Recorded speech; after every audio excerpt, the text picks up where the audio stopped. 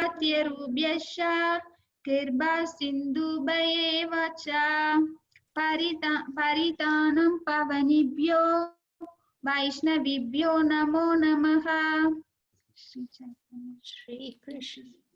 Jai Shri Krishna Chaitanya Prabhu Nityananda Shri Advaita Gadadhara Srivasadi Gauda Bhakta Vrinda. Hare Krishna Krishna Krishna Hare Hare Hare Rama Rama Rama Hare Hare. Hare Krishna all. Thank you for joining us today on this great occasion. We are, our speaker for today is Kanchanabja. Prabhuji, can you please put your video on so that everybody can do your darshan and we can have your association? I think my video is on. Hare Krishna. Hare Krishna. Can you hear me okay? Yes, no, we can't hear you properly. Prabhuji, I'm unmuting you, but you have to unmute from your side. Okay, I think my volume's a little, is it a little low? Yes, Prabhuji. Okay, hold on. Maybe if I do this, Mataji, I'll just log in from my phone as well. Then I'll speak from the phone and keep that one off and keep the video on my computer because sometimes this is happening. Okay, Prabhuji. Let me just do that.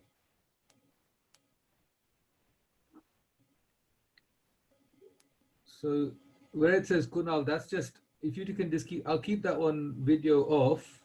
Okay. But then maybe if I speak like this, is this okay? Prabhuji, a little louder. Can you hear me now? Yes, this is better, Prabhuji. Okay, great. We'll keep it like this.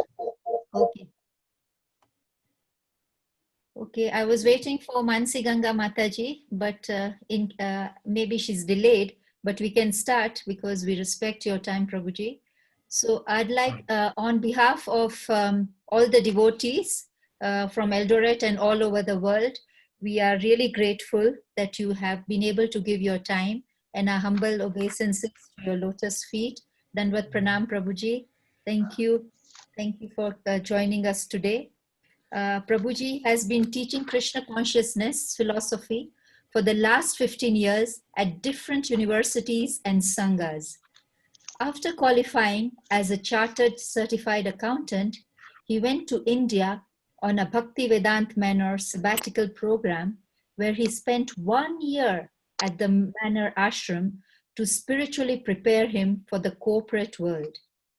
He has been working as a professional tutor for the last 9 years, and he's been training graduates to succeed as chartered accountants. Since the lockdown, Prabhuji has been really enjoying jogging like all of us in the neighborhood with his 2 daughters, and he hopes this will continue, and so do I, for the foreseeable future, because we are enjoying this Krishna Katha and we are enjoying the time we are having to have everybody's association and to progress in spirituality. So with those little words, which might not do you justice, Prabhuji, but we are welcoming you. Thank you very much. This is a small group of people and we meet every day and we do 1 shloka. We read from the Gita, 1 shloka every day, and Very then nice. reflective reading on it. I've spoken a lot. I now hand over to you, Prabhuji. Jay, thank you very much. Hare Krishna, everyone. Hare Krishna. Prabhuji, everybody is muted and it's Okay. that way for the time being. Fine. Okay, so everyone is muted. So I guess that means I'll have to do all the talking. Yes, Prabhuji. Wonderful. Okay. So, 1 second. Okay. So we're doing Bhagavad Gita, chapter 2, text 34. Great. Now, sorry, I'm just getting a bit of an echo. I'm just trying to get rid of the echo. 1 second. Prabhuji, if both your devices are on, then you'll get the echo, but we are not getting the echo yet. Okay, so it's only me that's getting the echo. Because both, okay, fine. There's nothing I can do about that, no? Okay. No problem. So, thank you very much for inviting me. It's a pleasure to be amongst all of you. To be amongst devotees from Kenya is very exciting. My mother is from Kenya. Wow. She was born in Kenya. My wife is from Kenya. Haribol. So they're from Nairobi. So my whole childhood, every summer holiday, I'll be going to Nairobi for holidays. So in that way, I have a nice connection with Kenya. And that's how I met Mansi Ganga Mataji and Govinda Prem Prabhu. When I used to go on holiday, I used to go to the temple in Nairobi and get their association. So I was very fortunate. And I feel very grateful to actually be asked to speak to all of you regarding such a wonderful part we are in the Bhagavad Gita in chapter 2. So we're in chapter 2, text 34. I'm just going to spend 1 second, Mataji, Kirtika Mataji, just trying to adjust. Not a problem, Prabhuji. because of this Mansi Ganga echo- Mataji has joined us as well. Oh, wonderful. So Just maybe because of this echo I'm getting, it's quite disturbing because everything I'm saying Okay. is coming back. So I'm just going to switch off my other screen for now, and then hopefully I'm just going to find a place where this this can still work. Okay. So sorry, just give me 1 second, Mataji. Okay, This no problem. echo is a little. Prabhuji sorted that his audio acoustics. We can chant, or Mansi Ganga Mataji, would Can you you like still to hear say me a now? word or two? Can you still hear me? Yes, we can hear Yes, you. yes, yeah, Okay, this is perfect. I'm okay now. Thank you. yeah. Now, Okay. no echo now. Yeah, good, good. Yeah, Yeah. this is better now. Thank you. So Prabhuji, Okay. there are devotees from Nairobi also, from India, Oh, wow. from UK. So it's Oh, an wow. international group. So Very Eldoret nice. is just a small place, but we have devotees from everywhere else as well. Oh, very nice. It's And very nice Mataji to be has with joined everyone. us. Mataji, would you like to say hello before we start? Well, I'm sorry I came a little late, so I don't know how the starting was, but I'm very happy I'm seeing Kanchanabja. Very old relationship. Yes. Hare Krishna. Thank you, Mansi Ganga Mataji. So Mansi Ganga Mataji was one of the first devotees that started cultivating me in 2001. I started going to the temple in London actually in 2001 around June, July, and that same summer I went to Nairobi to visit my family, and I was visiting there, and she was really helping me understand more and more about Krishna, gave me nice little cassette tapes, the Govinda Madi Purusham prayers, and she's really looked after me all these years, so I'm very grateful to Mansi Ganga Mataji. Well, why can't we see you, Kanchanabja? You can't see And me? can you Mataji, we can No. see. Mataji, we can see. Maybe it's your Okay. your No, phone. Okay, I can see you, Kitika, but I can't see him. However, Kanchanabja get to the point, not about Even I Mansi Ganga. can't see him. Yeah. Yeah. Okay, oh. so I have two, basically, dear devotees, there's two of me. One is, you'll see Kanchanabja, my video is on. The other one you'll see Kunal, that is where it's just my audio. This is because Okay. my computer is not giving me, is not making, it's not got good sound. So if you just flick a little bit, you'll see that I'm there. Okay, But because just I Kanchanabja. saw you and then you disappeared. Can you see me now? No, no. My video is on.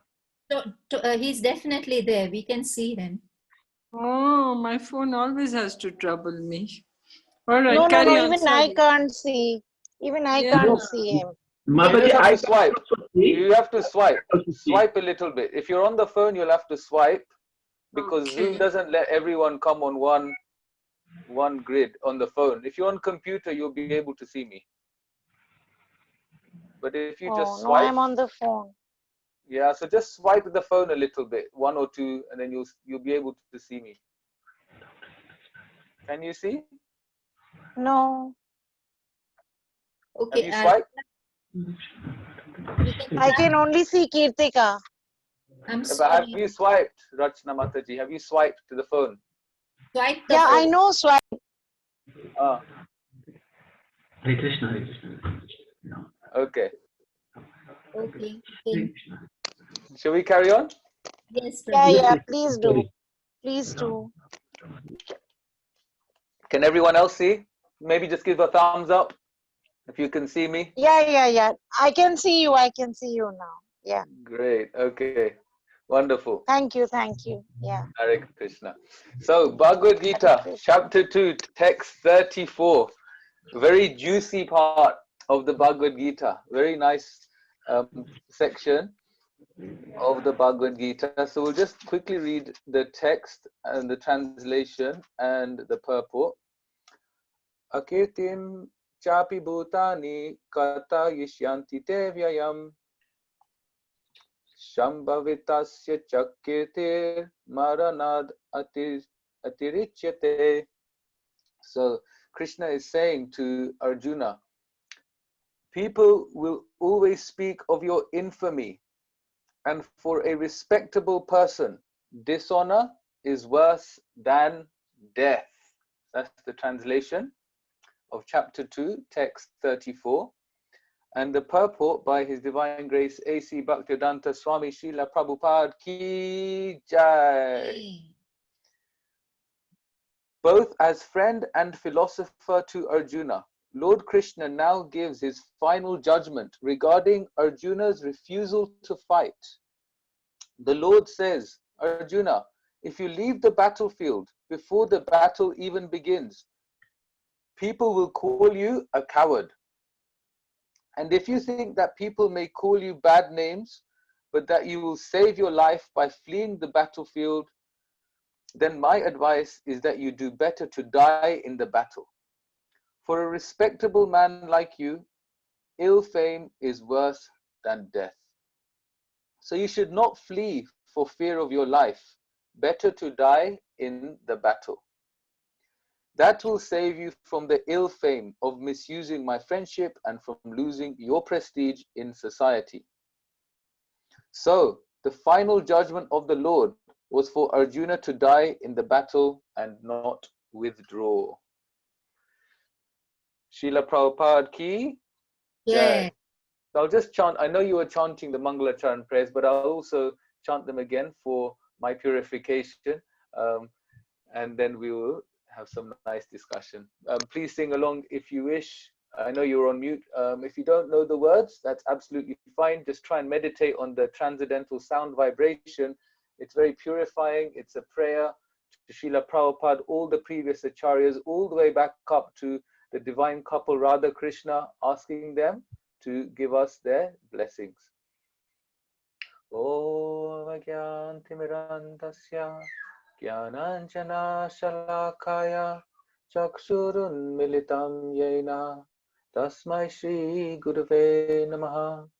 Shri Chaitanya Manobishtam Stapitam Yena Bhutale Swayam Rupa Kadamayam Dadati Swapadantikam Vandeham Shri Guru Shri Yuta Padakamalam Shri Guru Vaishnavamscha Shri Rupam Sagrajatam Sahagana Raghunathanvitam Tam Stitivam Sadvaitam Savadutam Parijana Saitam Krishna Chaitanya Devam Shri Radha Krishna Padahan Sahagana Lalita Shri Vishakanvitamscha.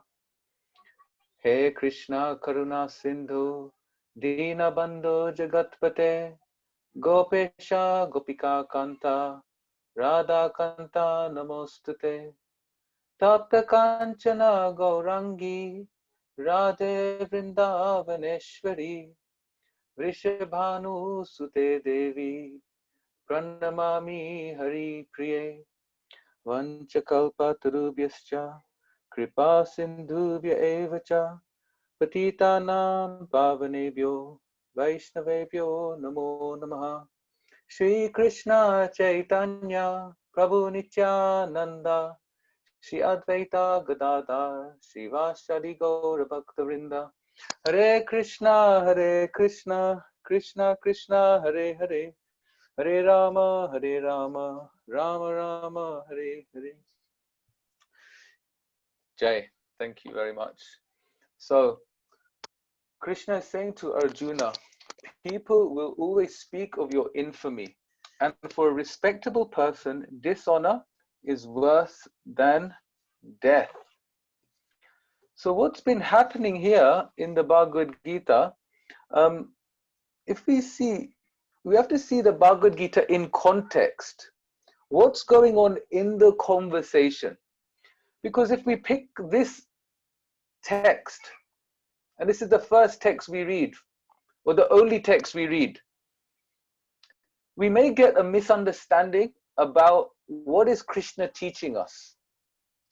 Because when we look at the scriptures, when we look at the teachings, the Vedic teachings, we need to look at the whole picture, the whole thing.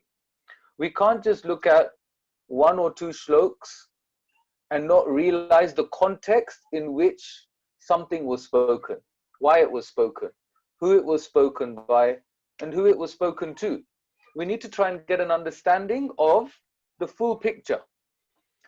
If we get an understanding of the full picture, if we get this understanding of the full picture, then what happens is we can begin to relish the Krishna consciousness that Krishna is giving. Otherwise, what can happen, if we just decide to read something, we can take the meaning in the wrong way and apply life in the wrong way. What we are trying to do when we are reading the Bhagavad Gita, hearing the Bhagavad Gita, studying this ancient text, which is 5,000 years old, if we read it and hear the Bhagavad Gita from a person who is not a devotee of Krishna, then we will not become a devotee of Krishna. Because, you see, the Bhagavad Gita was written many, many times by many different translations, by many different people in English before Srila Prabhupada wrote the Bhagavad Gita. So Srila Prabhupada wrote the Bhagavad Gita. And when Srila Prabhupada wrote this Bhagavad Gita, he actually mentions this in chapter 4, text number 2 in the purport, that so many people had written Bhagavad Gita, but there is still a great want, there is still a great need for Bhagavad Gita to be written in English. So what is this great need? The great need, why is there still a great need? Why was there such a great need for the Bhagavad Gita to be written in English, even though the Bhagavad Gita was there in English in by so many different authors? The reason that Srila Prabhupada said he had to write the Bhagavad Gita in English at the time that he wrote it was because people were not becoming devotees of Krishna when they were reading the Bhagavad Gita. Because when we think of mainstream Hinduism means that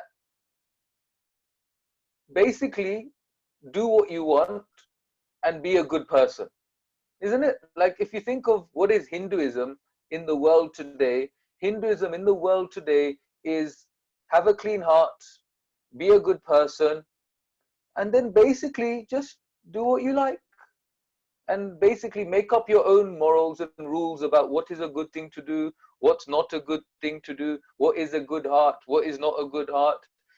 And then what happens is a lot of confusion happens. A lot of confusion. I remember when I was a teenager, I was very interested to know about my religion. I was interested to know about who is God, like what is God, who is God, what are we meant to be doing?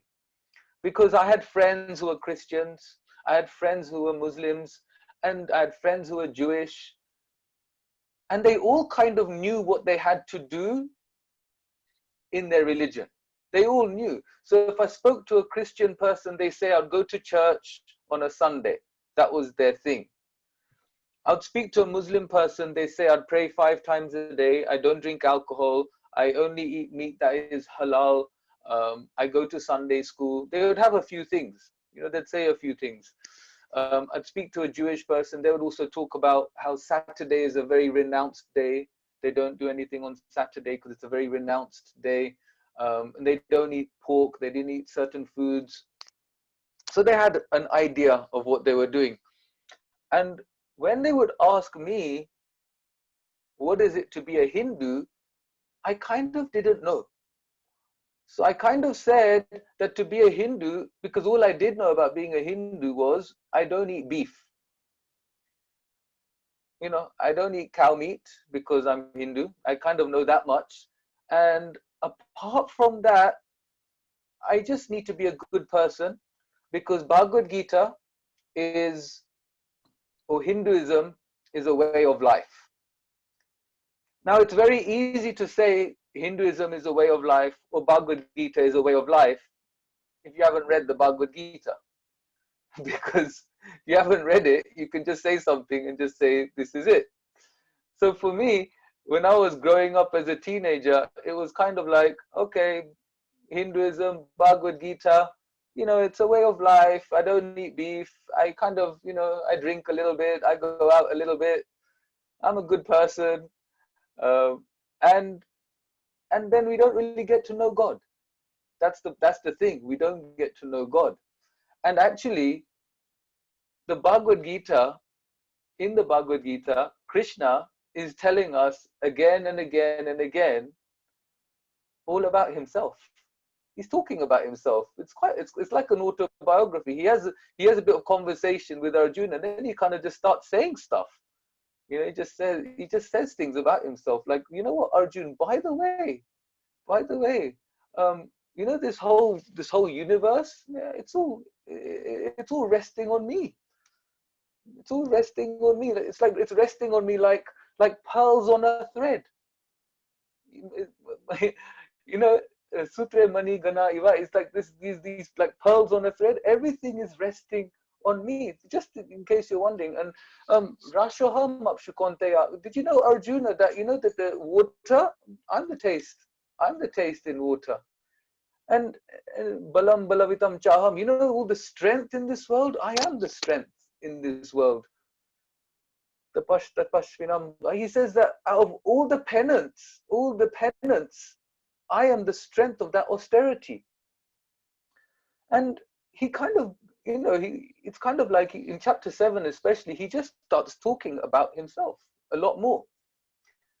Because chapter 7 to 12 is where it gets really exciting, because Krishna's speaking about bhakti, he's speaking about devotion, he's speaking about what we really need to do in our life to perfect our life. Chapter 7 to 12, it really gets juicy. I mean, the whole thing is exciting, but that's where the real the real nectar is, if you like.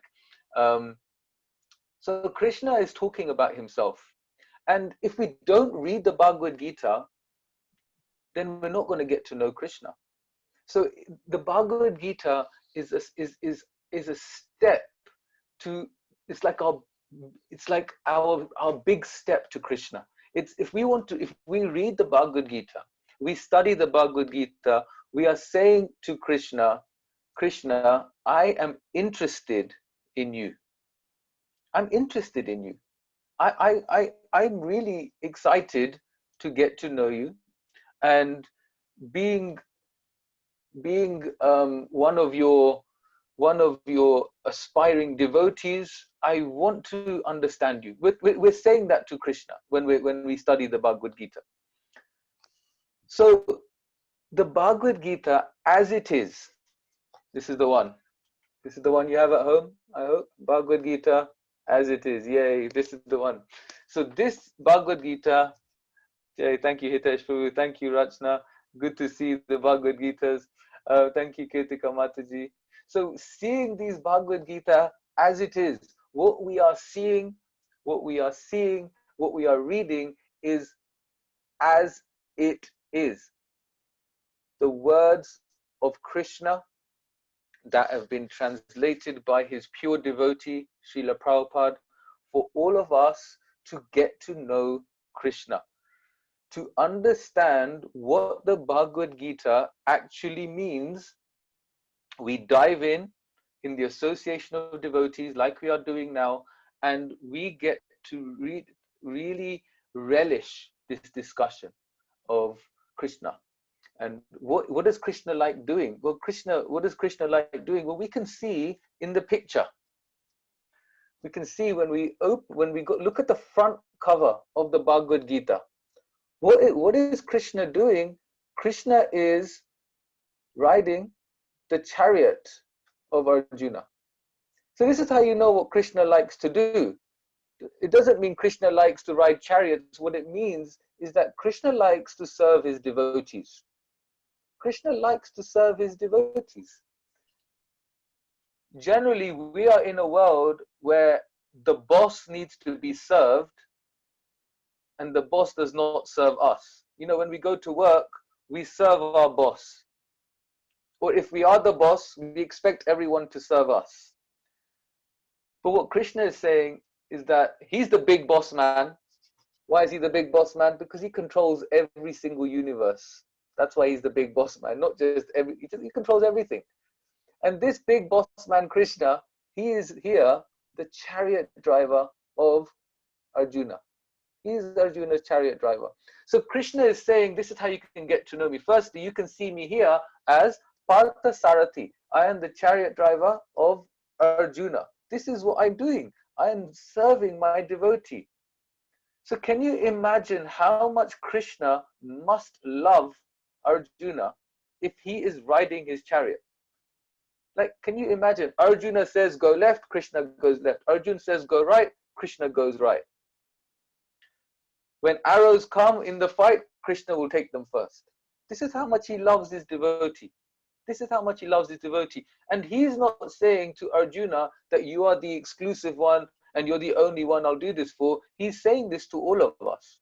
He is saying to all of us, Man manabad ma bhakto, if you become my devotee, pay your obeisances to me, offer your worship to me. If you do this,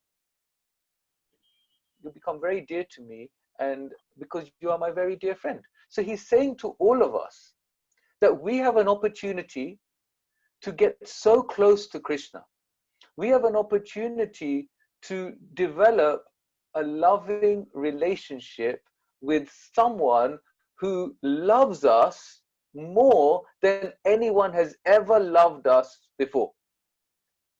Now that might sound a bit far out, like a bit out there, but it's the truth.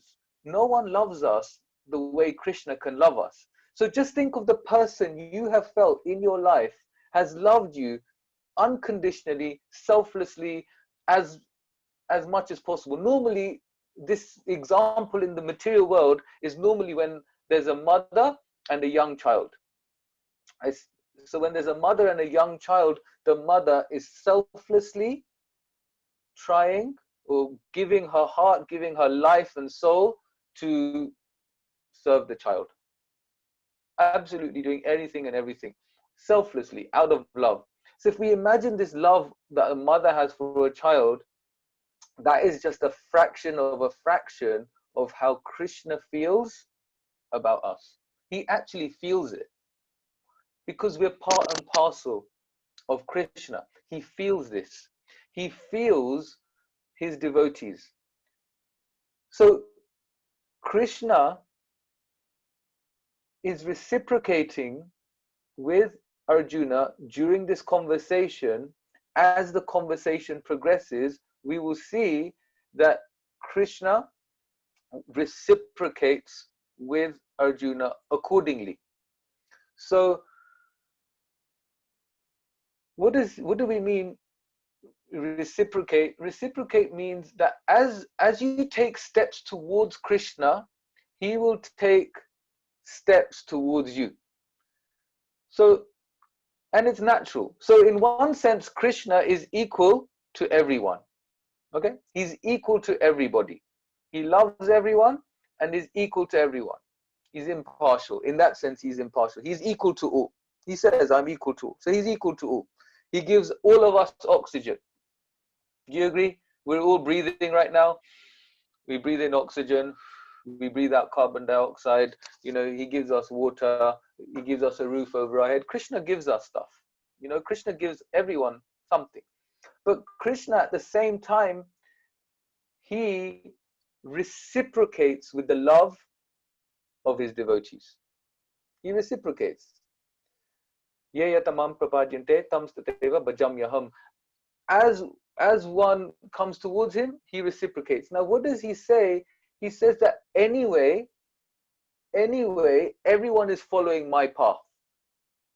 Now, what does this mean? It means that everything comes from Krishna. Now, if everything comes from Krishna, that means directly or indirectly, we are following Krishna's energy. But that does not mean we can do whatever we like and think, oh, but it's still Krishna. Because Krishna can see the heart and the intention in which we do it. Let me give you an example. Let's say there's a father, and the father has two children, and he gives both of them some money. He gives both the children some money. So with one child, he gives them the same money. So let's say he gives both of them 10,000 shillings. Okay, so one child has 10,000 shillings, the other has 10,000 shillings. So two children, 10,000 shillings each. And one child goes to Uchumi. Is there Uchumi in Eldoret? Yeah. So goes to Uchumi and Chandarana more famous. Chandarana. Okay, so goes to Chandarana. And I just remember Uchumi from Sarit Center Yes. in Nairobi. It's not very well. Then we had Nakumat. Yeah, I remember Nakumat. Yeah. So let's not divert. Yeah. So that's okay. So he went to Chandarana. He got that one child got the 10,000 shilling, 10,000 bob. He got his 10,000 bob and went to Chandarana. He bought lots of groceries. He came back home and he cooked a very nice meal. He cooked paneer sabji, chapati, rice, all this very nice sabji, cooked a very nice meal and served the whole family. The other child took the 10,000 shillings, went to the casino and blew all the money. Okay. Got the picture? Yeah, got the picture? Two children and what they did with the money. Now, the father loves both children equally. That is there because they're both the children. So the father loves child number one equally. The father loves child number two equally because both are his children. Both of them are his children. So naturally, he can say, yes, I love both my children. Okay, so he loves both the children. That's done.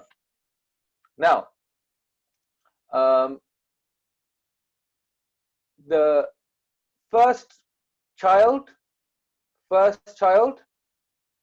cooked him a meal, went to the supermarket, bought all this wonderful food, cooked him a meal. Second child went to the casino.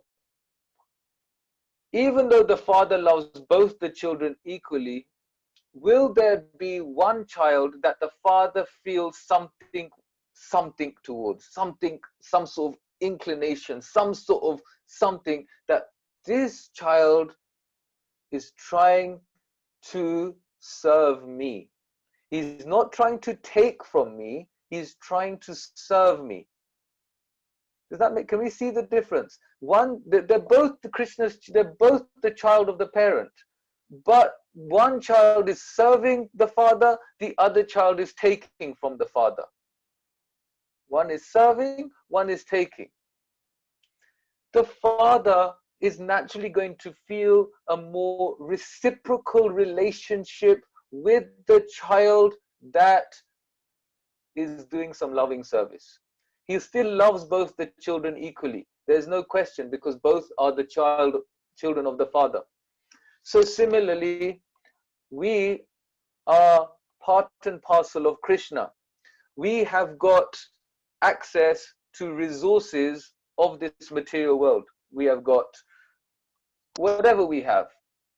We've got talents, we've got time, we've got wealth, we've got inclinations, we've got intelligence. We all have things that Krishna has given us.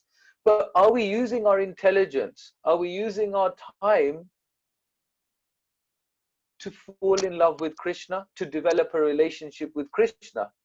Or are we using the time and our intelligence to serve our own senses? This is a question that we can ask ourselves minute to minute. What are we doing with our time? What are we doing with our intelligence? Are we trying to develop a loving relationship with Krishna, or are we trying to enjoy the world as much as we can while we're here, and then kind of see where life takes us? Krishna will love us either way. There's no question, because he's the Supreme Lord who's full of love, he will love us either way. But just like the father who's going to reciprocate with the child that did the service, Krishna is going to reciprocate with us when we turn towards him, when we start to do some service for him. He doesn't need the service. Lakshmi Sahasra Sattva Sevyamanam. Krishna doesn't need our money. You know, sometimes, you know, we think, oh, I donated this much to Krishna. But Krishna doesn't really need our money. He has hundreds and thousands of Lakshmis who are serving him. So we are asking Lakshmi for Lakshmi. We're asking Lakshmi Devi for Lakshmi to spend. And we get Lakshmi, we get money from Lakshmi Devi, and then we donate to Krishna and think we're doing something. But actually, you know, all Krishna is doing is giving us an opportunity to show him that we love him. That's all Krishna is doing. This material world has been designed for many reasons, but one thing that the material world has given us is an opportunity to get close to Krishna. He's given us this opportunity to get close to him. How can we get close to him? By using whatever we've been given to develop a loving relationship with him. How do you develop a relationship with Krishna? We chant Krishna's names, we hear about Krishna. What we're doing right now is us developing a relationship with Krishna, because we're getting to know Krishna. How to get to know Krishna? We can discuss Krishna. Tushanti Charamanti Cha. Krishna says that actually the devotees get great delight in discussing, in conversing about me. So generally, when you are on these calls, and Kirtika Mataji said that you're doing these calls every day, that's amazing. So when you're doing these calls, the reason you're logging into these calls is because you're feeling something. You know, you're feeling something in your heart. You're feeling, actually, wow, this is nice. I'm getting to know Krishna. There's something. Sometimes we can't describe it. We can't describe how we're feeling, but there's something tangible. We can feel, and what that is Krishna reciprocating with us. He is reciprocating. He loves us so much, he's going to give us some reciprocation. Inside your heart, you feel that I want to do a bit more for Krishna. I want to hear a bit more about Krishna. I want to chant more attentively. I want to wake up early tomorrow morning. I want to read something in the Bhagavad Gita. I want to discuss something with a devotee. All these feelings is because Krishna is reciprocating with us. This is the love Krishna has. His reciprocation is giving us a taste to get to know him more. So what he's doing here in the Bhagavad Gita is he's giving Arjuna, he's reciprocating with Arjuna. So this text is actually saying, 2.34, I'll read it again. People will always speak of your infamy, and for a respectable person, dishonor is worse than death.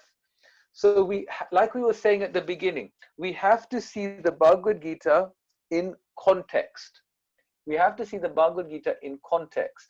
Krishna is not saying chase fame.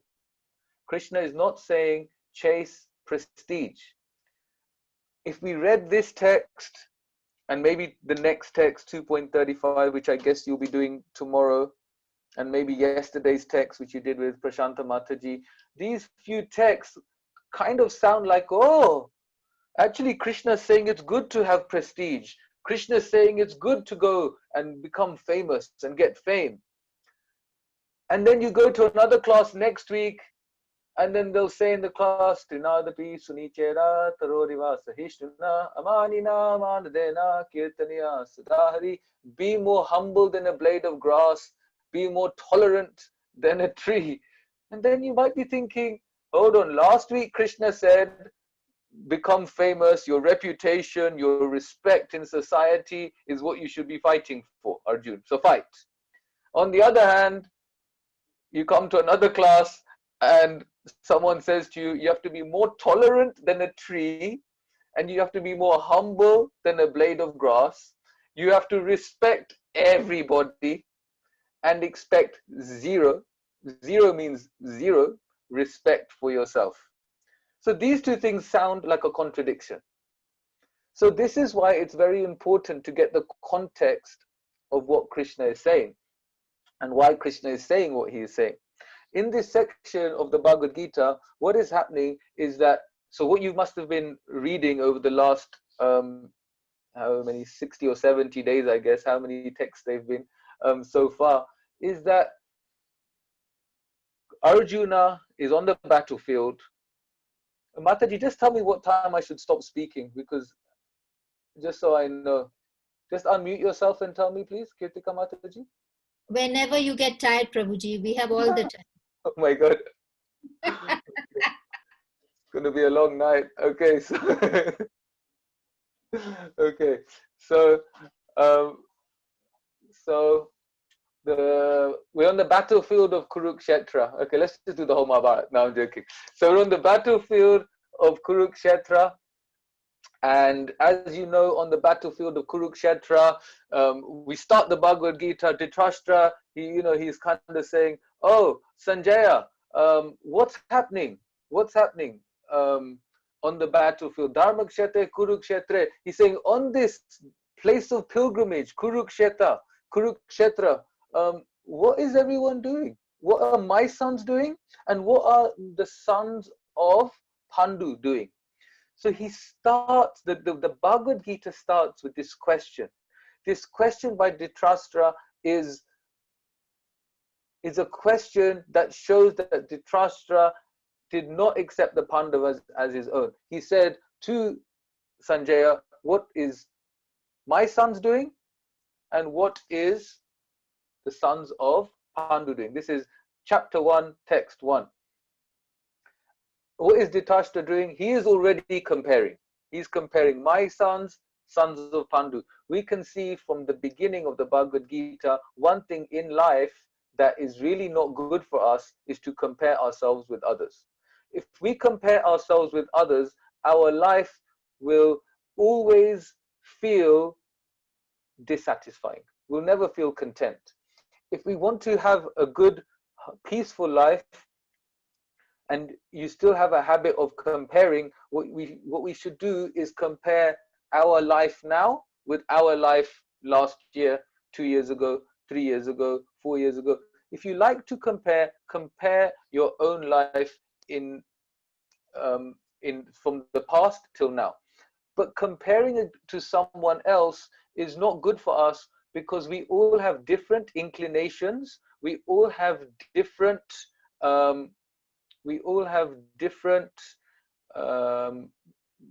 propensities of what we can and cannot do.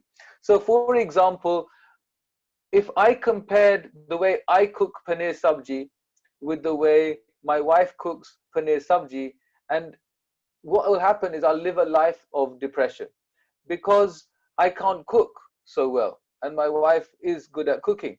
So therefore, if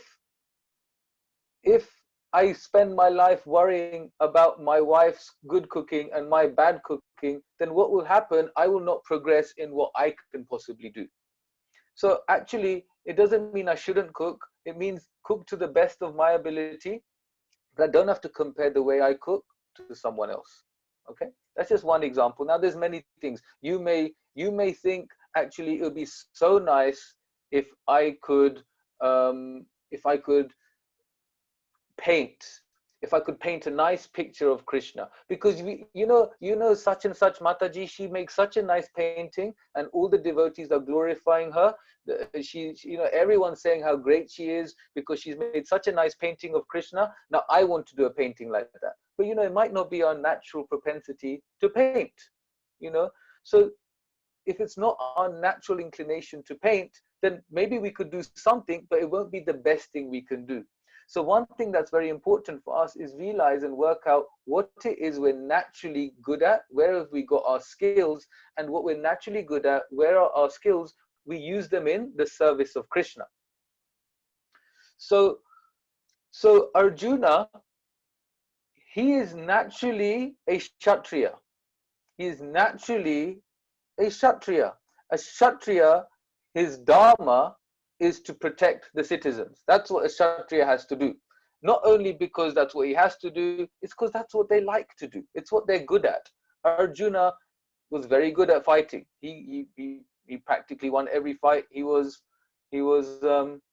He's won everything he was in before he got to Kurukshetra anyway. So when he gets to Kurukshetra, he tells Krishna after Sanjaya describes in chapter 1, you may be remembering, he says to after Dhritarashtra asked the question, Sanjaya says, oh look, the Pandavas are here, and then the Kauravas are here, and Duryodhan's telling everyone, go this way, go that way, he's geeing everyone up, and then the Pandavas and the Kauravas, they blew their conch shells, they all blew their conch shells, and then the Kauravas, they felt shattered in their hearts. So already the signs were ominous. The signs were the Pandavas were going to win. What were the signs? The signs were very clear.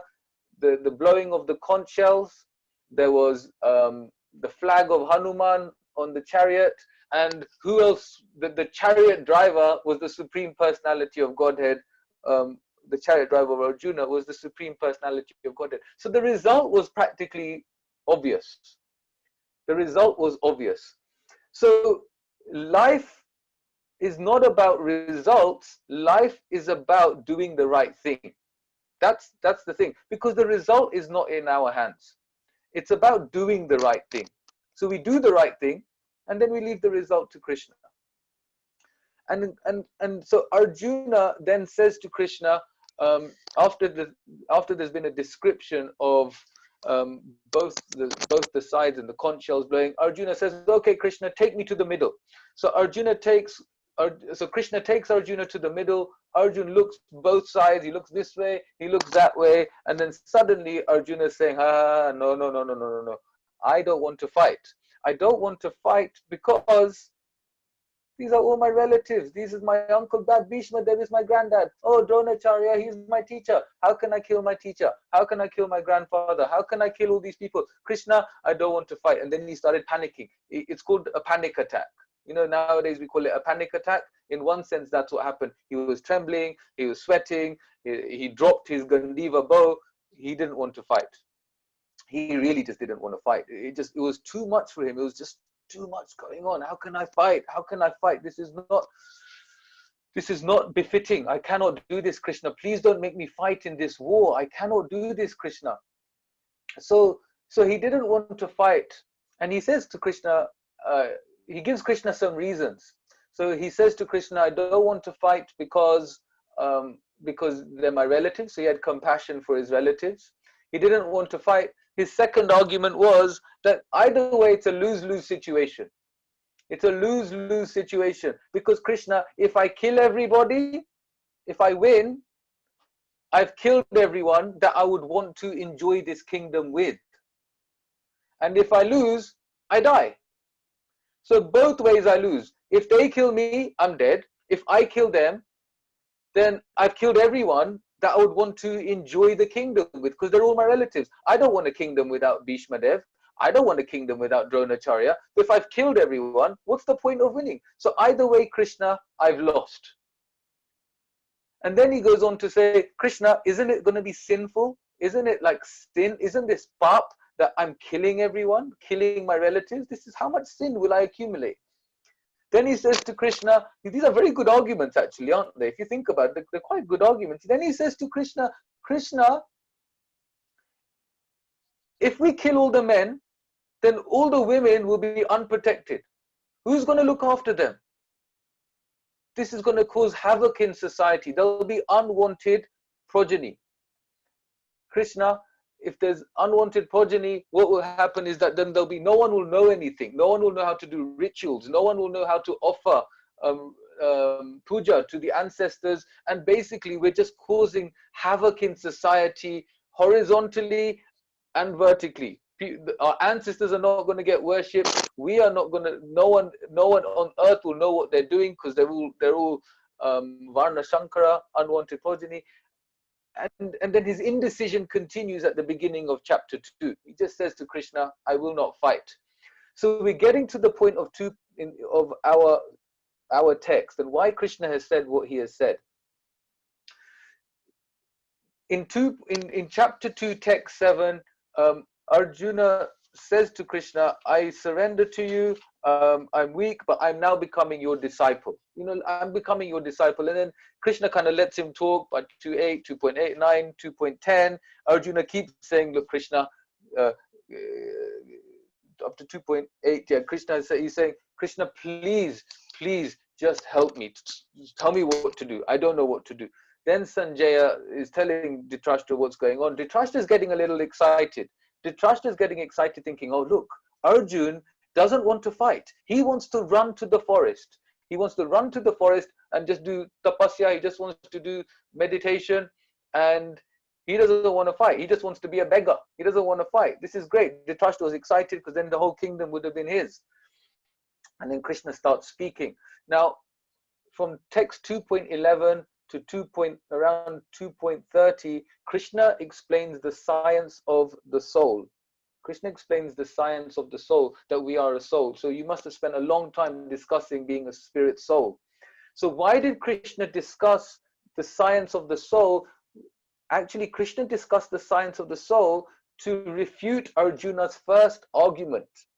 Arjuna's first argument was, I don't want to kill my relatives. He had compassion for his relatives. So Krishna is saying, answer. So this is Arjuna's question, my relatives. Then Krishna says, look, you're not killing anybody. These are all spirit souls. And, all of us have always been in existence. We're all existing now. And for the future, we'll always cease to be. Never in the future will any of us cease to be. So we'll always be here. So he's telling Arjuna that you're worried about the Bhishma Dev and Dronacharya, but you're not killing the soul. You're just getting rid of the body because they're on the opposite side during the war. But they're spirit soul and nothing. And then he gets into the science of the soul. He says the soul is indestructible, insoluble, cannot be burnt by fire, cannot be drowned by water. Nothing can touch the soul. The soul is amazing, amazing, amazing. He says it 3 times. So this amazing soul, nothing can happen to the soul. So the reason Krishna spoke about the soul was because Arjun didn't want to kill. Based on Arjun's first argument, which was my relatives, his compassion for his relatives. So Krishna explained the science of the soul. So that was argument 1, answer number 1. Next, second argument of Arjuna was the lose-lose situation. Do we remember the lose-lose situation? Does anyone want to unmute? One person can unmute and tell me the lose-lose situation, just so I know you're still listening. Come on, all the scholars. You've been hearing this, you've been reading this. Don't let yourself down. Make What it was a the bit more lose-lose? simple, Kanchanabja. Yeah, sure. Okay, so Arjun says to Krishna that either way, I'm going to lose. Because if I lose, I die. And if I win, how is he still losing if he wins? Nobody to enjoy with. He's got nobody to enjoy with because he's killed everybody on the other side. He's killed Dronacharya, he would have killed Bhishma Dev. So the second argument of Arjuna was based on enjoyment. Arjuna says to Krishna, how will I enjoy?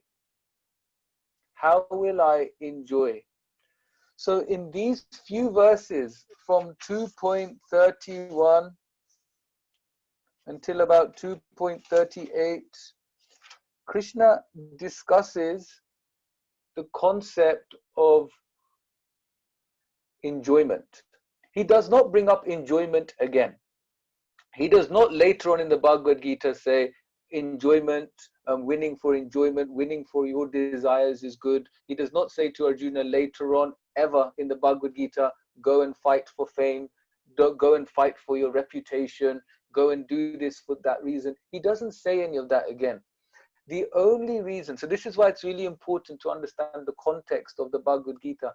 The only reason Krishna is addressing Arjuna here by telling Arjuna that people will speak of your infamy, and for a respectable person, dishonor is worse than death. What he's saying to Arjuna is, if you're giving me an argument based on enjoyment, I will give you an answer based on enjoyment. That's what he's doing. It's a very simple thing. You know, if you're trying to convince someone something, you have to do it on their platform. You have to understand where they're at, and from where they're at, you convince them. So this is what Krishna is doing. Arjuna says, either way, I will lose. And what Krishna is saying is, no, Arjuna, actually, either way, you're going to win. Because if you win, you'll have a kingdom, and you will enjoy the kingdom. And if you lose, you're going to go to heaven. And if you go to heaven, you're going to enjoy. Because in heaven, what is there except enjoyment? So Krishna here is speaking about, if you like, fighting with desire, or sukam, if you like, sakam karma, the action with some sort of desire. He's speaking about this because Arjuna's argument was, I will not be able to enjoy. And because Arjuna said, I will not be able to enjoy, Krishna is saying to him, actually, even if you did want, so what he actually says to him in 2.31 or 32 is basically that even if 31, even if you don't believe in the soul, he explains everything to do with the soul. And then he says to Arjuna, even if you didn't believe anything about the soul, let's go to your argument about enjoyment. And even if the only thing was enjoyment, you are not going to enjoy by running away to the forest and doing meditation. So the really important thing to understand here is that when we read the Bhagavad Gita, we should really understand the context in which the Bhagavad Gita has been spoken, and what the verse is doing in that conversation, and why Krishna is speaking what he's speaking. Where are we in the conversation? This is really important. In this part of the conversation, Krishna is just convincing Arjuna not to fight based on Arjuna's arguments. Later on, as the verses go on, Krishna will refute Arjuna's argument about sin. he'll also refute Arjun's argument about the unwanted population and the havoc it will cause in society. So Krishna is systematically dealing with Arjuna's doubts. That's what he's doing. So when we go to a class and someone says, Tunadapi Suni Chena, Taroriva Srishnuna, Amani Namana Dena Kirtaniya Sadahari, what they are doing there is speaking the philosophy of Krishna consciousness. Because that's the philosophy, because these are the prayers of Lord Chaitanya. And Lord Chaitanya is none other than Radha Krishna himself. He is Krishna. And he came here to teach us how to be exemplary devotees, and that's by being humble. So here, Krishna is not telling us to learn how to chase fame or learn how to chase prestige, because chasing fame and chasing prestige is a very another pull of the material energy that will not satisfy us. It won't satisfy. If someone, just try and remember, when someone has given you recognition, let's say you did something, let's say you baked a very nice cake. You baked a very nice cake and it was such a tasty cake, and 10 people ate your cake and 6 people said to you, oh Prabhuji, oh Mataji, that was the delicious cake, the best cake I've ever eaten. And then 4 people didn't say anything. Somewhere, the 4 people that didn't say anything, you will still be thinking, why didn't they say something? Why didn't they say something? Even though 6 people out of the 10, 60%, the majority of the people, even if 7, even if 8 people said they liked the cake, they loved the cake, it was the most delicious cake, we will still think, why didn't the other 2 people say that it was such a nice cake? Why didn't they say it was the best cake they ever ate? And then if even all 10 people said it was the best cake they ever ate, 1 week later, it will run out. That boost will run out, and then again you'll try and make another cake to try and get that recognition again. And this is the pull of the material energy. So chasing fame, chasing prestige, in Gujarati we call it vakan. I don't know, we want people to give us that vakan, that something, but it runs out very quickly. It runs out very quickly. This material world is ashashvatam. It's temporary. Everything good is temporary. It doesn't last too long.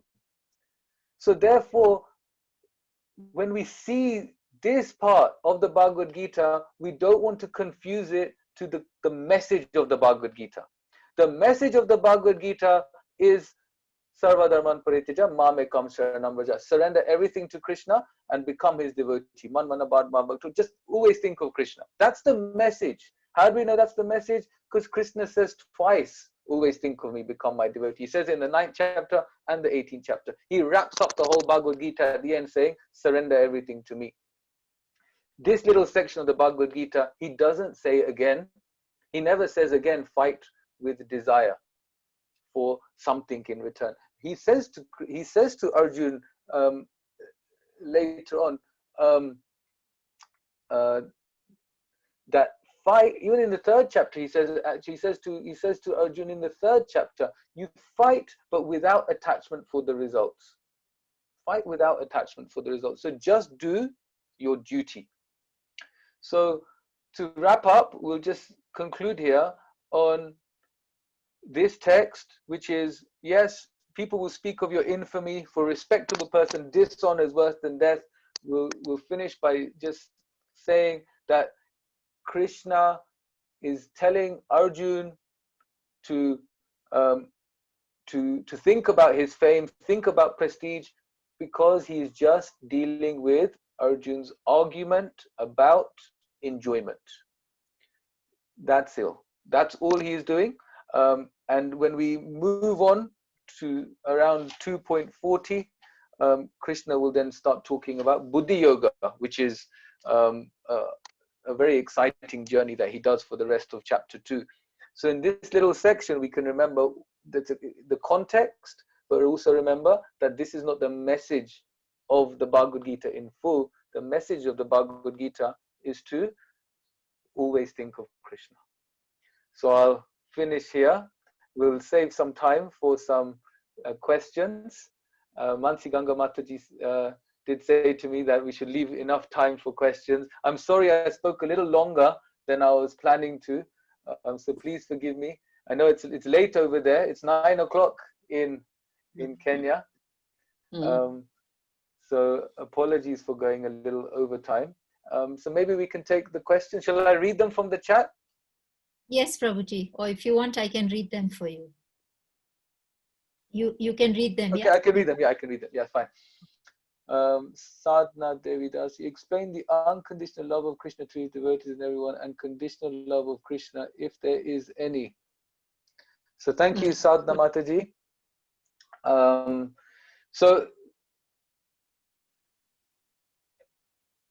Okay, so his unconditional love is there for everybody.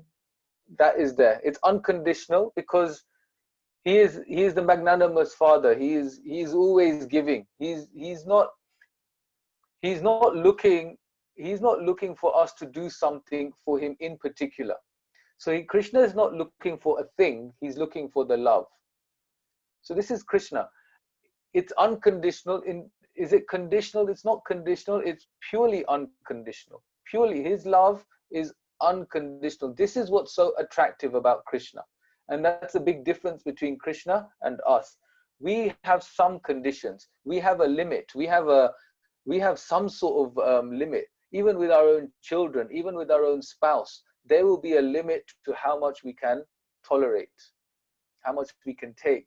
But Krishna, I mean, even if we think when Lord Ram came and Vibhishan wanted to take shelter of Lord Ram, and Sugriva, and they were saying to him, don't trust him. Don't trust him. He's come from Lanka. He's come from Ravan's camp. What if he's just a spy? And Ram said, look, if someone takes shelter of me, I can never refuse them. I cannot refuse them. And then Ram said, even if Ravan came, if Ravan took shelter of me, if Ravan gave Sita back and took shelter of me, I will not refuse Ravan, despite what he has done. So if someone kidnaps your wife, takes her all the way to another country, doesn't want to give her back, we wouldn't forgive so easily. We wouldn't be thinking, because we have some limit, but the Supreme Lord has no limit. So despite whatever we may have done in the past, whatever we may have done today even, or yesterday, Krishna is always giving us a chance. He's always giving us a chance. And this is what we mean by unconditional love. He's always ready to give us an opportunity to be with him. And that's the love of the Lord. And that's the difference between us and the Lord, because we have some limits as to how much we can take. Krishna has no limit. Life after life after life, we've forgotten him. Life after life after life, we have looked away from him. But somehow, in this life, we've turned towards Krishna, and aren't we having such a joyful life? Since coming into Krishna consciousness, hasn't our life improved so much? Hasn't it just got better in every way? We can just see that there's something, and that something which we might not be able to pinpoint is Krishna. That is the reciprocation of Krishna. He in our life, and this is the reciprocation of Krishna. When we turn towards him, it just gets better and better and better. So he loves us unconditionally because he gives everyone a chance. Once we turn to him, he reciprocates more and more according to how much attention and love we give to him. I hope that's okay, Sadhna Mataji. Okay. Next question, Kirtika Mataji. Okay, Kirtika, how do we get rid of envy? Big one. How do we get rid of envy? So what is envy? So envy is, so we can see envy, a good example of envy, just so we understand it, is when Hanuman was going to Lanka. You remember in the Ramayana, Sita was kidnapped and Hanuman was tasked to go and find her.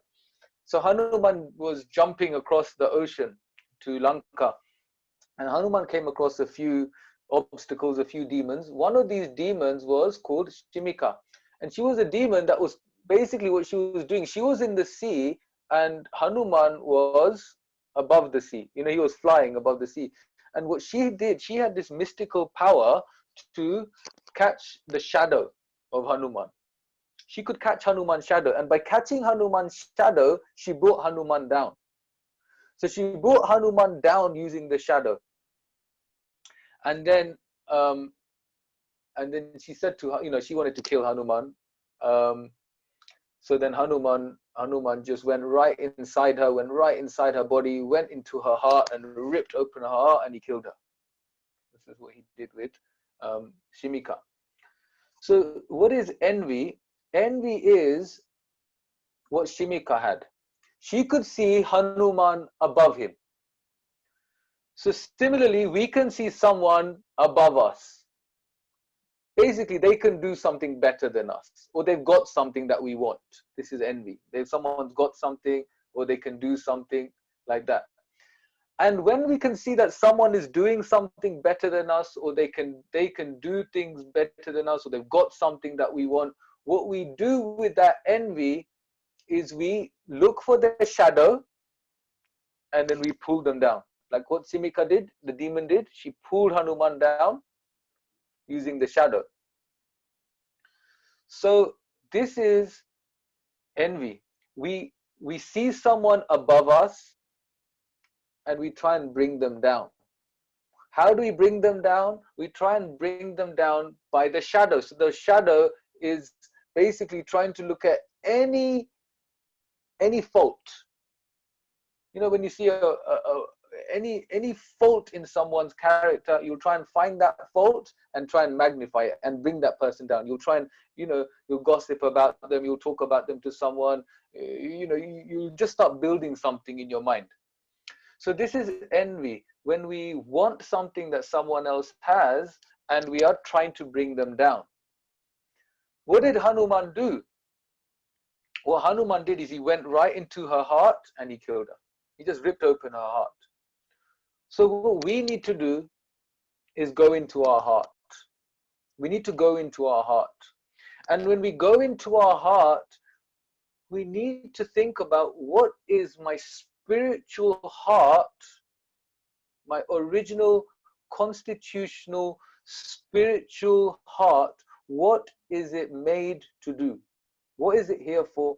And what is it made to do? And this heart is Jiva Swarupoy Krishna Nityadas, that the spirit soul is eternally, constitutionally a servant of Krishna. Krishna Nityadas.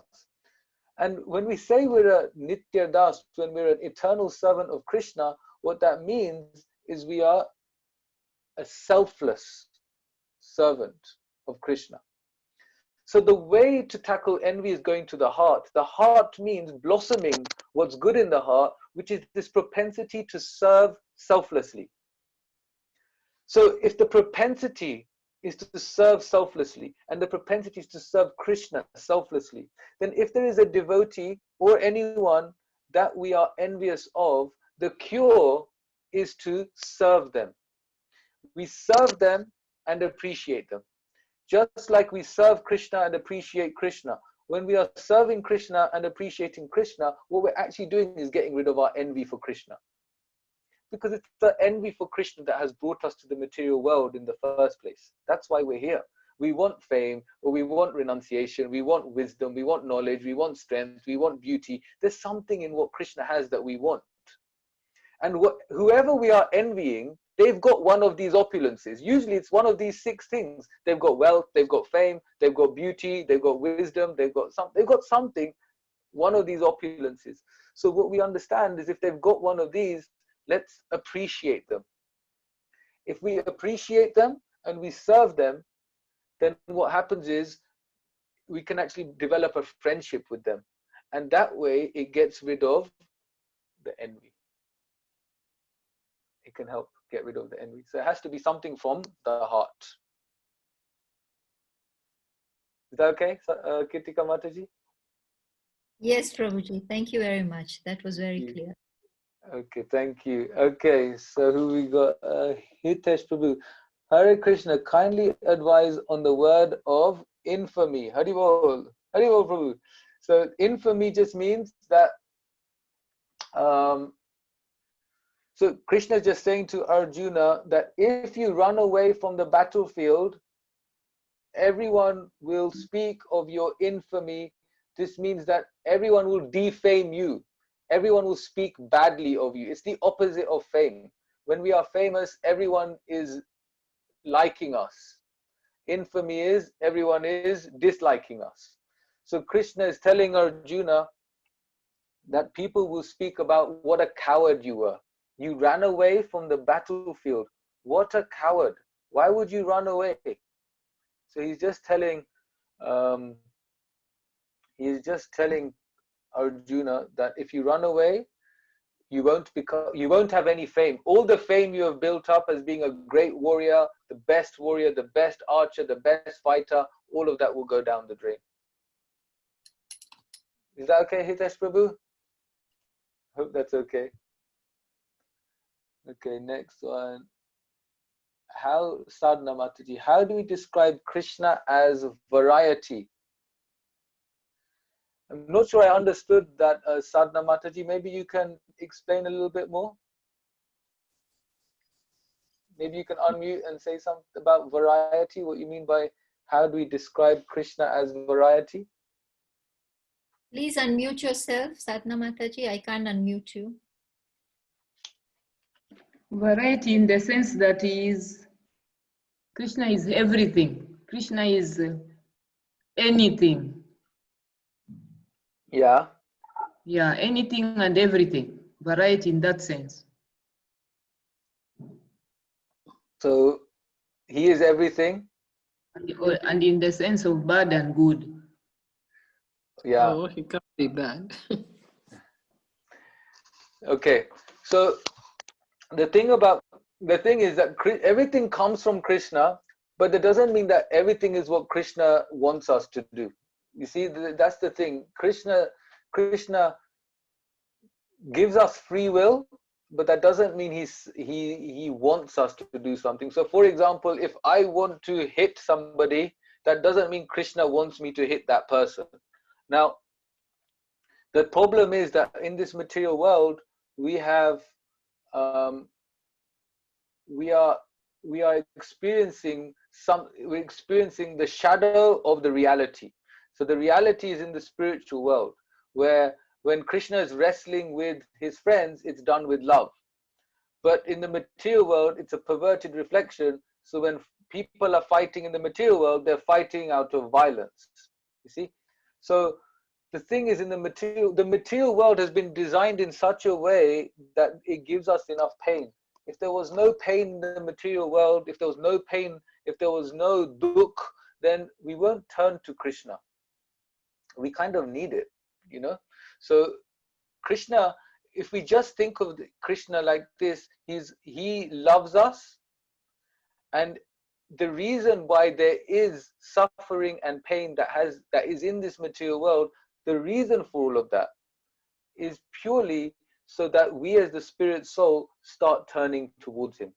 And when we start turning towards him, that then makes us embark, if you like, or go on this journey of the good of the material world, in the sense using everything in this material world to serve Krishna. Does that make sense, Sadhana Mataji? Rachel had a question. Kritika or Kunal, you have to answer. I don't know if there are others on the line. Yeah, I've Yes, got Rachel's they're question. writing in the chat box, Mataji. All of them are writing. Yeah, I can see it. I'm going through the chat box. Okay, so Rachel's question, pure devotional service controls Krishna and Krishna becomes a servant of the devotee.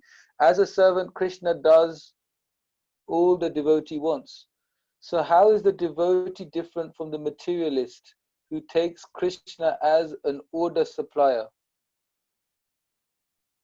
Okay. So the difference is, the nice question, Rachel, thank you. So the difference is that Krishna doesn't do what the devotee wants. Krishna does what the devotee needs. So the materialist who uses Krishna as an order supplier, he goes to the temple and he says, Krishna, I need 10 million, 10 billion, 10 trillion shillings. I need a Range Rover. I need an airplane. I need this. I need that. My son needs to finish his education. My daughter's still not married. You know, all these things that, you know, Krishna becomes the order supplier. Yes, Krishna becomes the materialist will take Krishna as an order supplier. The devotee may have desires, but what Krishna does is he'll give the devotee what he thinks is best. He won't give the devotee exactly what he wants if it's not good for him. So if you go to Krishna and say you want some money or a kingdom, then Krishna may give it to you, he may not give it to you. Because if you're a devotee, what Krishna is really interested in is the loving relationship. So we have a nice example in the Bhagavatam with Dhruva Maharaj. So Dhruva Maharaj, he was a little boy, and let me try and fast forward the story. So he was a little boy and his father neglected him. His father neglected him, and so because his stepbrother was getting all the attention. So then Dhruva Maharaj was very upset that his father neglected him because his stepbrother was getting all the attention. The stepbrother was getting the attention because the king had two wives. King Uttanapad had two wives. One was the favored wife, one was the not so favored wife. Dhruva Maharaj was the son of the not so favored wife. So Dhruva Maharaj was very upset. He said to his mom, look, I couldn't sit on my father's lap. Then mom said, look, the only way you'll be able to, and then he said, I want a kingdom bigger than my father's. So he wanted something, he had a desire. So then he went to the forest, he started meditating, he started chanting, Om Namo Bhagavate Vasudevaya. He started chanting because Narad Muni told him, you chant this mantra and you'll get what you want. So he did this, he didn't eat, he didn't drink anything, he was pretty much just surviving on air and meditating, he was just meditating. And then after many years of meditation, Lord Vishnu came to him. And when he took darshan of Lord Vishnu, he was so ecstatic at seeing Lord Vishnu. And he said that, I was chasing broken glass. What I wanted is just like broken glass. Now I've got the diamond. I've now got you. And then what happened? Because Dhruva Maharaj didn't have that desire for that kingdom anymore, for his personal gain, Krishna just gave it to him. Because now he wasn't attached to it. So the way Krishna works is totally different to how any of the demigods work. The way Krishna works is he is Suridam Sarva Bhutanam. He is our best friend. And as the best friend, what Krishna will do is just give us what is good for us. So what we need to do is just trust him. We just need to trust him. If we have desires, we can tell him. So Rachel, feel okay to tell him.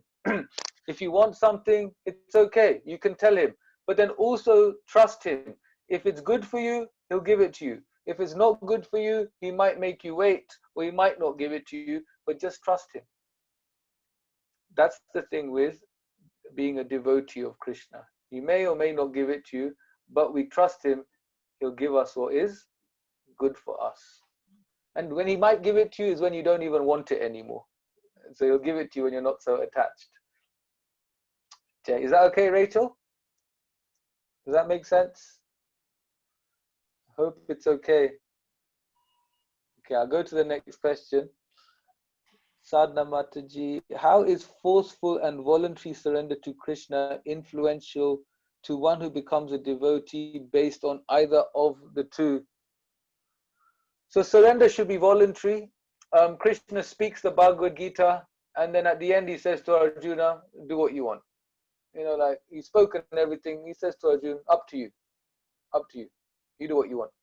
And then Arjuna's like, you know, Arjuna was convinced anyway. By the end of chapter, like after the Chatur Shloki, so after like chapter 10, text 12, text 13, around there, Arjuna was fully convinced. The rest of the Bhagavad Gita was just for all of us, actually, in one sense. But Krishna says to Arjuna that just do. I've given you everything. Now do as you wish. And then Arjuna decided to fight. So in terms of forceful surrender, no, surrender should be voluntary. There shouldn't be anything like forceful surrender, because you see, Krishna, he wants our hearts. You can't force someone to give you a heart. You can force someone to give you money, you can force someone to give you this, but you can't force someone to give you the heart. The heart comes only with your free will. So Krishna never takes away the free will, and therefore surrender is, Krishna will always make it voluntary. He wants, then there's relationship. If there's force, there's no relationship.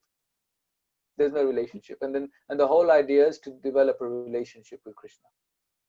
Like that. Is that okay? Haribol, by forceful I meant like sometimes Krishna would make you go back to him when you're out of him, by most probably denying you some privileges or something. So he's indirectly forcing you to turn back to him when you're diverted to other material things, or when you're diverted to other things. So this is still love. This is still a relationship, because he's taken something away, but then still you have a choice. He's not taken away your freedom to choose. So he could take away everything.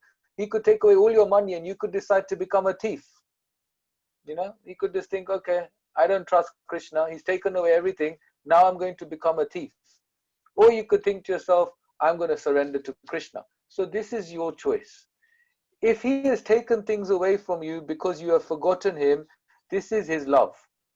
This is how he is showing you that he loves you, because he's not forgotten you. And if the only thing that will work is taking it away, then he'll take something away. So for example, a parent, when he has a child, he may think for some time, I'll take this thing away from the child so that the child learns something. The child may think, actually, you know what, I shouldn't have behaved like this. You know, so similarly, we can do the same thing. We can, Krishna can do the same thing. We may have forgotten him because we won the lottery. We won the lottery, we became rich, and we forgot Krishna because we were enjoying our 5-star life. And then Krishna one day can think, oh my God, look at this devotee. I gave them all this money, and now they have forgotten me. But I love this devotee so much, so I'll take everything away, and then let's see what happens. It's still not forceful, because then the devotee still has a choice to make. Then the choice is, shall I surrender to Krishna or not? So either way, if it's because Krishna has taken, see, we think of Srila Prabhupada. Prabhupada said Krishna tested me, 2 big tests. One was when he took everything away. So when Prabhupada was a householder, Krishna took everything away. And then Prabhupada said the second time was when he started the movement and he had thousands and thousands of people following him. He said the second test was when Krishna gave me everything. So one test when Krishna took everything away, what did Prabhupada do? He surrendered to Krishna. Then when Krishna gave him everything, imagine having people washing your feet wherever you go. You go to an airport, people are garlanding you, people are throwing flowers at you, people are jumping and singing your name. But Prabhupada said that Krishna gave him everything, but Prabhupada didn't become proud. He still surrendered to Krishna. Prabhupada never started to think this is me, this is me. No, Prabhupada was always saying that this is because of the mercy of my spiritual master, like that. So this is surrender. Either good things happen, bad things happen, Krishna gives me nothing, Krishna gives me everything. The devotee still has to make that choice to surrender. Is that okay, Sadhana Mataji? We have 2 more questions, Prabhuji. Is that Two more? okay? Yeah, Can yeah, we- no problem. Okay. So Thank shall I you. take Prahlad and Kruti, because we've answered a few of Sadhana Mataji's questions. Is that okay? Okay. Yeah, Yes. yeah. Okay, so Prahlad, can we say that Krishna, when we do what he instructs, he reduces the impact that karma has on us? Can we say that Krishna, when we do what he instructs, he reduces that karma? Yeah, good question, Prahlad. Thank you. Does it reduce the impact that karma has on us? So yeah, it said that actually even when we clap our hands in a kirtan, all the lines in our hands begin to change. Our fortune is changing. We're chanting Hare Krishna, everything is changing. Our fortune is changing. So what's happening is by taking on the process of Krishna consciousness, our karma is being significantly reduced. And the karma is given to us in such a way that we turn to Krishna. So yes, it's like a token reaction. It's like if you're meant to be stabbed and you might get a cut, like that. Is that okay, Prahlad? Prahlad is Sadhana's son, 16-year-old. Oh, Jay. Yeah, I he's have saying, to thank Ajit. Ajit, you're from UK, right? Have I got you right? Ajit? Yes. Kanchanabja. Ajit is from UK and he's been attending this class. Who got you on it? Umapati? Ajit, I'm still... Hitesh Chauhan. Oh, are you serious? Of Eldoret? He was listening to the Bhagavad Sapta, in which my number was there, written there. You know. Oh, Hitesh does go along getting people. Thank you, Ajit, for being with us. I've been noticing you. I thought before you disappear, let me speak to you. Yes. Okay, Haribo. Thank you. Thank you for being with us. Ajit Sure. Prabhu Okay, Kanchan, carry on. Mataji, Ajit Prabhu led us through the kirtan. He was the first one to come at 7:45 and we did kirtan. Oh. Very soothing voice. You missed it, so again you'll have to come early, Ajit Prabhuji. Yes. Soothing kirtan. Seriously. I know them also, know Ajit for a very long time. Goes back to the 80s when I was at the manor. Oh wow. Yes. Their family contribute big time to the manor. Oh wow. Oh. Very nice. Very Nice to bold, meet you, very Ajit. bold. Hare Krishna. You must know Kanchanabja, they're the Kenya jewelers. Oh yeah. Okay. Hare Yeah. Krishna.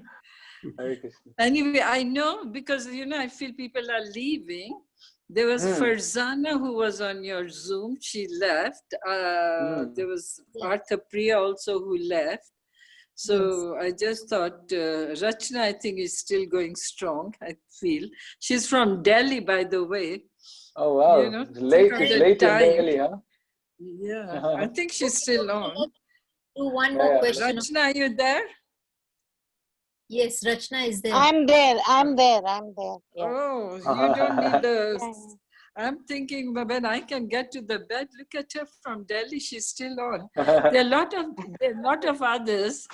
I would love them to be on the video to know, like Nikki and the Kotecha, and it's like... Prabhuji himself. He's got that's two. me.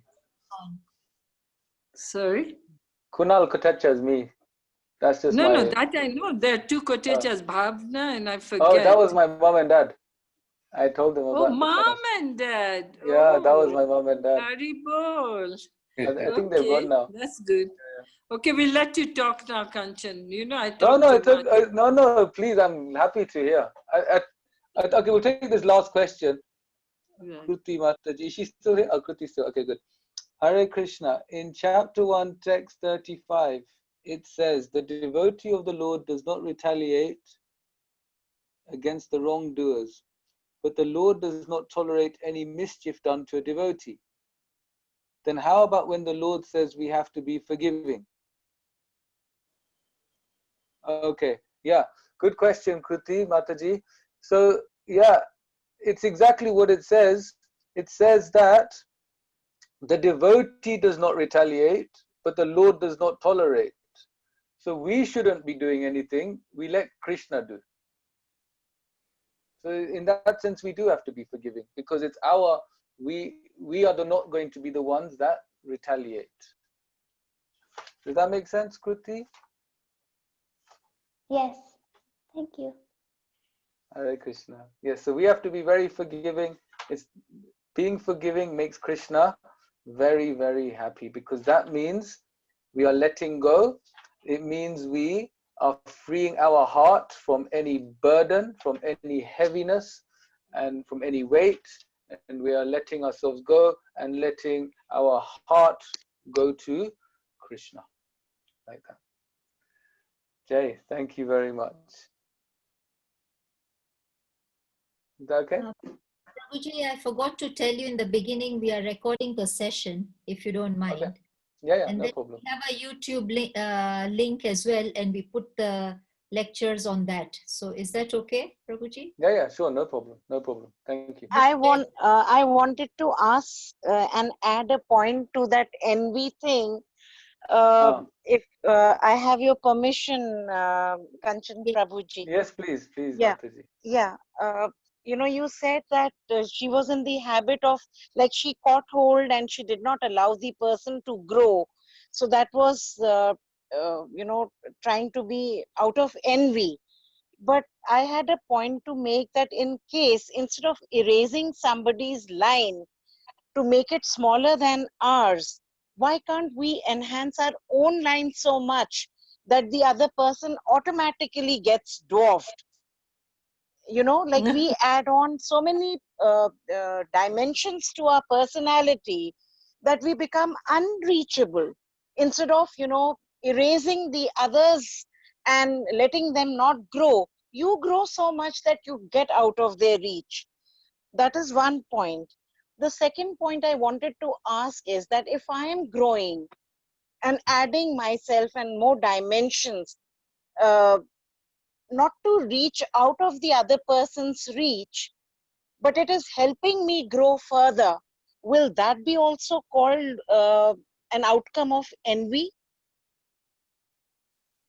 Yeah, it's a very nice question, Rachna Mataji. So you're saying, what do we, when we are envious of someone, instead of pulling them down, why don't we try and grow? And if I'm trying to grow, does that make it okay to do that? Is that the essence of your question? Yeah. Yes. So, yes. Yeah, absolutely fine. And I think what you said is very. You answered your own question, I think, because you said that it's not about competing with the other person. So as long as it's not, because you see, if we try and compete with someone, then Krishna can see. Krishna can see. Krishna says that he is the ability in man. Shabdake Purusham Nishu. So he's saying that I am the ability in man. So if he is the ability, if he is the ability in man, then he will give us what is good for us. So the best thing to do is, with our intention, the growth has to be growth internally rather than growth externally. And with internal growth, it can take longer time, and we have to be prepared that it may not get recognized by the world. See, Prabodhananda Saraswati, who's an associate of Lord Chaitanya, he says something very profound. He says, if the whole world recognizes me, but Krishna doesn't see me, then what is the use of that recognition? Absolutely. Yeah. And then he says, if the whole world spits at me, but Krishna is giving me his merciful glance, then who cares for that spitting? Who cares? Absolutely. Yeah. So it's more a growth of internal growth to love Krishna and to be recognized by him. And then if the world recognize or don't recognize, who cares? It doesn't matter. Yeah. It doesn't matter. Because absolutely. Thank you. Jai. Yes, Prabhuji. Thank you so much. Yeah. Thank you. Hare Krishna Prabhu. Hare Krishna Prabhu. My point, what I we want to should raise. call it a day now. Let Kanchanabja also go. It's okay. It's okay. A short thing.